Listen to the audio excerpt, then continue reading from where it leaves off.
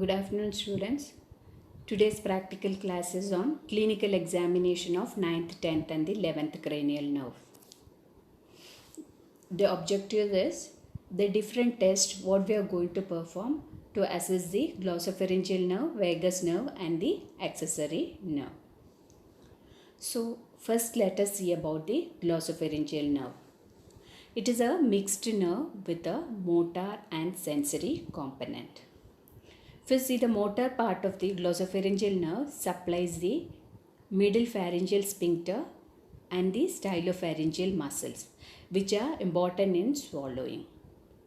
The sensory part carries the taste sensation from posterior one-third of tongue and the mucous membrane of the pharynx. Now let us see the different tests performed. So before starting the test, you have to make sure the subject is comfortable. First, you have to get the consent of the subject. For that, make sure that the subject is aware of all the tests you are going to perform. And if the subject is comfortable with this test, you can continue with the test. So the first thing is what you are going to do is test for pharyngeal reflex.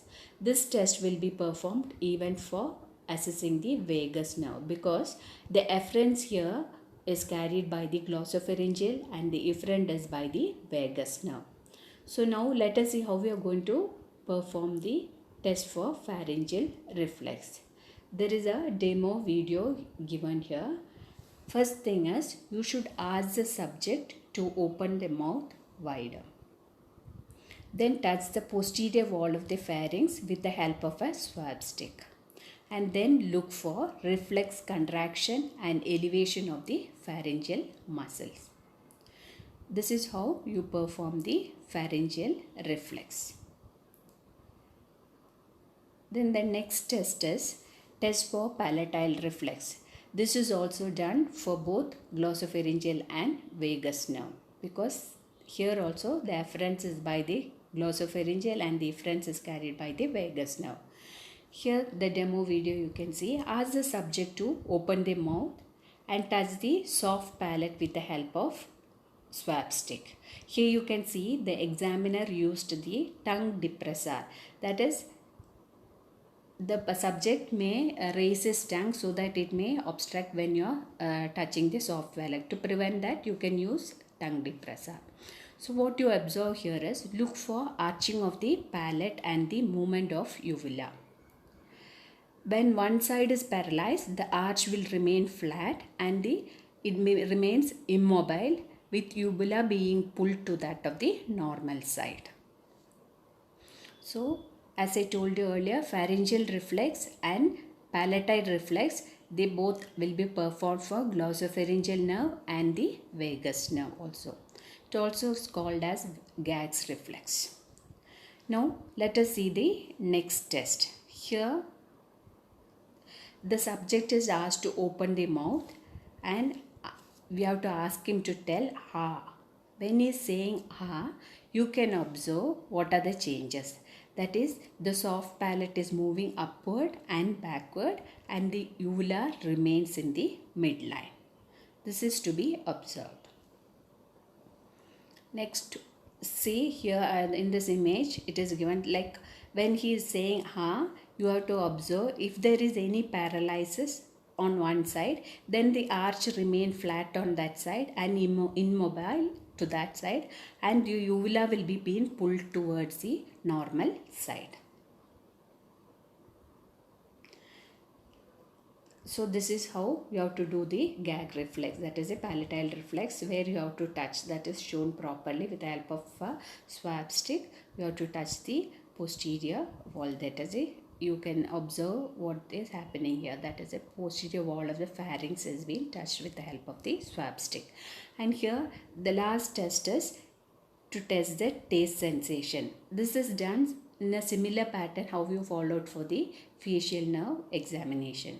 So with the help of a swab stick which has been dipped, maybe posterior part sense the bitter taste better. So you can dip in some bitter solution and touch the posterior wall of the pharynx, that is a posterior part of the tongue, and then observe if the taste sensation is sensed by the subject.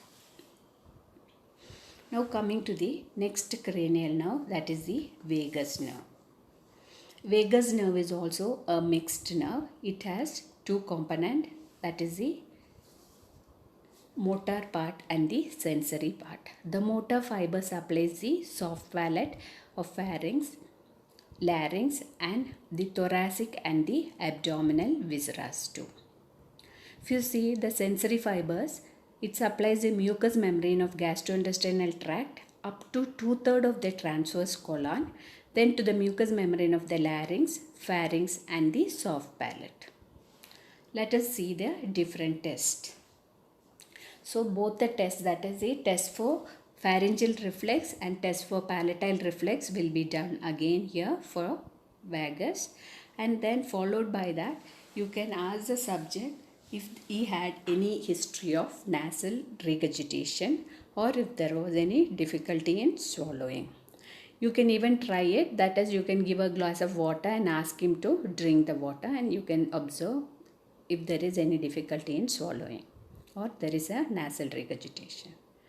Then next you can ask the subject to talk something and see for phonations, that is, you can tell him whether there is any nasal tone you can observe. So you can ask him to pronounce a word rub. He may not be able to pronounce it properly. In case of any palatal dysarthria, he'll pronounce it as rub. And in case of egg, he pronounce it as egg. So that is because if you see, when there is a complete closure of nasal pharynx is required for such type of words like rub and egg, all this, the complete closure of nasal pharynx is required. So the subject may not be able to pronounce it correctly in case of palatal dysarthria. Okay, so these are the two extra tests. What you do, one is for nasal regurgitation you see, and next one is to pronounce some words other than pharyngeal and the palatal reflex. So here you can see how you observe, that is a palatal reflex or the gag reflex. Here where the swab stick has to be touched is prominently shown in this image, and the other one is taste sensation examination. Now let us see the 11th cranial nerve, that is the spinal accessory nerve. The spinal accessory nerve is purely motor in function. The spinal part arises from the anterior horn of the 5th, 6th cervical segment, and the cranial part of this accessory nerve arises from the nucleus ambicus in medulla, and it supplies the larynx, pharynx and the soft palate. What is the function of the spinal accessory? If you see, it supplies the upper half of the trapezius and the sternocleidomastoid muscles. So now let us see what are the different tests to perform to assess the function of the spinal accessory nerve. That is, one is test for sternocleidomastoid muscle and the other one is for trapezius. If you see in this image, you can see both the tests being performed. So by demonstration, if you see, test to assess the strength of sternocleidomastoid muscle, you can ask the subject to rotate his head and against the resistance. So when he's turning to the other side, again you give a resistance and you see the strength of the sternocleidomastoid muscle. So if there is any paralysis, he cannot move against the resistance. Next one is the test for trapezius. Here the examiner has to stand, that is, you have to stand behind the subject and ask the subject to shrug his shoulder against the resistance offered by you.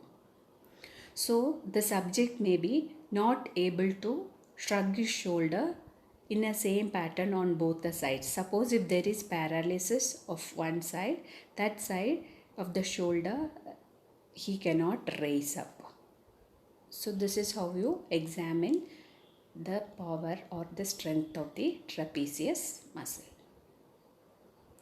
So these are the different tests to be performed for 9th, 10th and the 11th cranial nerve. Hope you all understood. Thank you.